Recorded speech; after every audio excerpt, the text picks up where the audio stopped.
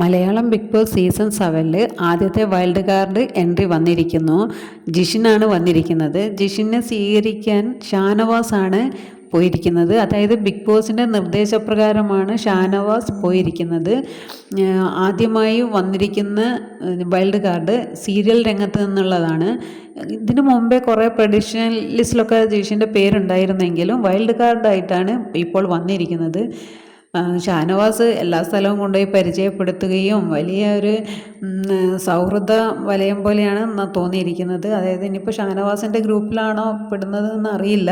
ഇപ്പോൾ അവിടെ എന്തായാലും ബിഗ് ബോസിൽ ഇപ്പോൾ ഒരു ഗ്രൂപ്പുകളായിട്ടാണല്ലോ പ്രവർത്തിക്കുന്നത്. ഇന്നലെ ലാലേട്ടൻ്റെ എപ്പിസോഡിൽ ലാലേട്ടനും പറഞ്ഞു ഇതൊരു ഗെയിം ഷോയാണ്, നിങ്ങൾക്ക് ഇവിടെ ഗ്രൂപ്പായിട്ട് കളിക്കാം, ഇൻഡിവിജ്വലായിട്ട് കളിക്കാം എന്നെല്ലാം ലാലേട്ടൻ പറഞ്ഞല്ലോ.